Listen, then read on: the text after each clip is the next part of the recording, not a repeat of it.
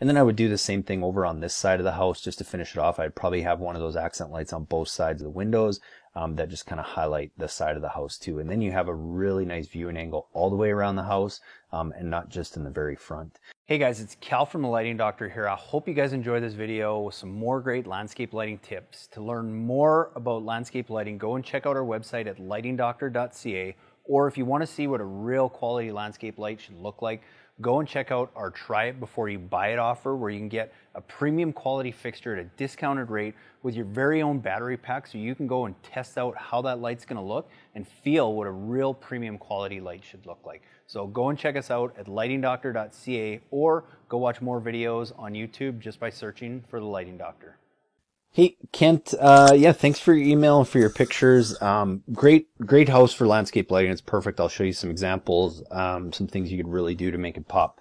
But I'll just kind of give you an example of one of the couple of the things I'll talk about. One is just the front columns and the porch area that you have is perfect. And you can really make some things look nice, as well as I'll talk a little bit about just the second story lighting and how we accomplish that using a simple tool and accessory like this called a gutter mount. But if this was a project that we were doing, the first thing I would do is I would really focus on just using a series of uplights and then some path and garden lights. And the uplights really to do, like I just showed in that front picture, is to really highlight the porch and these front columns. I would have one of those uplights pretty much at the base of every one of these kind of columns at the porch that's shining fairly close but shining straight up. That highlights that. It's going to highlight a little bit of the porch, and then that light kind of hits the top here. And it's almost like you have some very subtle soffit lighting in there. And I would use one of those on pretty much every one of these columns that you have on the front porch here, including, one here and then one in the corner as well. So call it 1, 2, 3, 4, 5, 6, 7, 8, 9, 10 of those 10 of those uplights that do a really nice job of lighting the porch, and it'll give you some nice reflective light back down in the beds. However, if you want to add kind of a second level of lighting and really highlight these beds, what I like doing is just with some path and garden lights like these guys, is using those to offset the balance of the uplighting by kind of positioning those, for example, in the middle of where you have those. So if you have an uplight here, you might throw a path and garden light in here. You have an uplight here, you throw a path and garden light somewhere in here. You have your uplight here, and then so on and so on. And you can have a couple of those path and garden lights that help highlight the beds a little bit, but then it'll also work well with around the front of the house here. And what I would do with that same uplight, I would probably position one of those kind of right underneath the window here. Again, fairly close to it, that's shining more upright. And that's just a good rule of thumb anytime you're using accent lights, is you always almost want to shine them more upright than at the house. And by doing that, you get more subtleties in the, the siding and all the little subtleties in the house. So I'd probably have one of those here, and then I would probably have two, one on each side of the window here. And then you could do that same theme, especially because you have the walkway here, with some path and garden lights, where I might throw one over in here.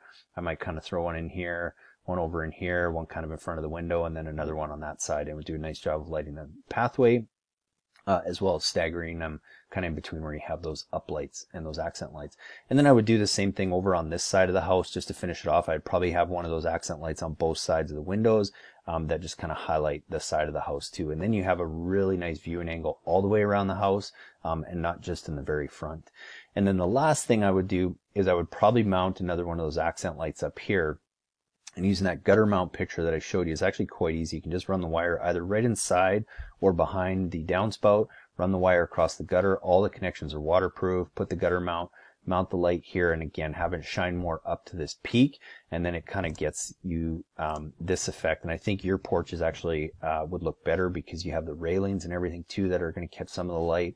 And it's really well designed for the path and garden lighting kind of combo with the uplights, because here you can see even as they lit up the columns, it's kind of darker in the middle here, and that's where having those path and garden lights kind of staggered in between would have been a nice addition just to kind of help fill that darker void. So hopefully that gives you a pretty good idea. I mean, you can always go on our website, just play around adding those different lights to your cart. We can always customize kits for you too. You'd probably be pretty close to fitting into one of our kind of packages too, where then you could just add a couple additional lights if you need to, but more than happy to help customize anything for you as well. So let me know if you have any questions and we can go from there. So I'll just share with you guys one little trick, something called a hex baffle. Where we use these is just to deflect the glare off the uplight. So sometimes if you have an uplight like this that's close to an area where people are going to be walking, it's not necessarily going to be pointing in their face or in their eyes or anything, but just to help keep that light a little bit more concentrated when they're looking at it from an angle.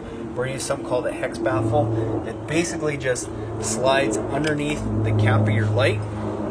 It goes over the lens, or sorry, over the light and under the lens, and snaps back on. And then all that's going to do is just deflect the light that's being maybe portrayed that way. So that somebody looking down, they're not going to see a light shining right up in your eyes. So this is a great little tip to use anytime you have a high traffic area where people might be walking by the light, so they're not shining directly into their eyes. So we are using a couple path lights on this project. One area we're going to use them is just to kind of create some balance in between. We're lighting up some of the architectural stone pillars on the front of the house, and then in between we're throwing a couple path lights from place to place, just so as you're looking at it from the street or the sidewalk, there's a nice balance of light between the uplights on the pillars and then some of the garden lighting that's going to be down below. So that's primarily where we're going to be using path lights in this area. And as always, we try and use as few as possible unless it makes sense. And in this case, we've got about 6 to 8 path lights that are just going to create a nice balance of light throughout this property. Hey guys, I just wanted to show you this real quick. If you see here, we got this bed area, and this was an area that was totally isolated, that we couldn't get wire to really. We got this nice, beautiful brick walkway here, but we're out on Vancouver Island where it is an island, most of it's rock, and there's just no way we could tunnel underneath that sidewalk without going super deep and totally messing up the gardens. So what we did is, if you see behind me here, on this bush that goes up and then across the doorway here and then back down, what we did is we actually used the gutter, and we actually ran wire up the gutter, over the doorway, and down into this bed here, and we were easily able to do that.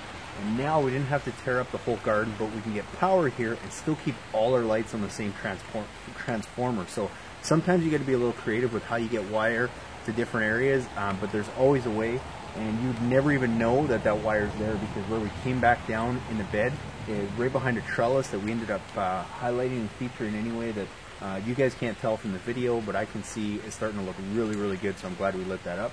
And that wire's totally hidden, so you'd have no idea how we got that wire there. So sometimes you got to be a little creative. You don't always have to go under the sidewalk, so think of alternative ways.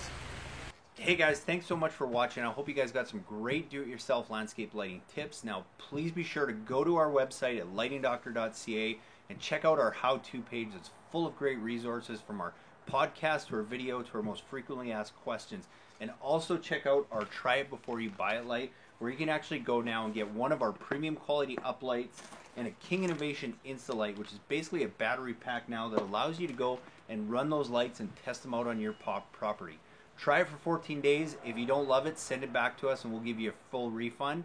And if not, you keep the light at a discounted rate and go and buy what you need for your project. So thanks again for watching. Please be sure to leave us a comment. We'd love your feedback, and have a great day.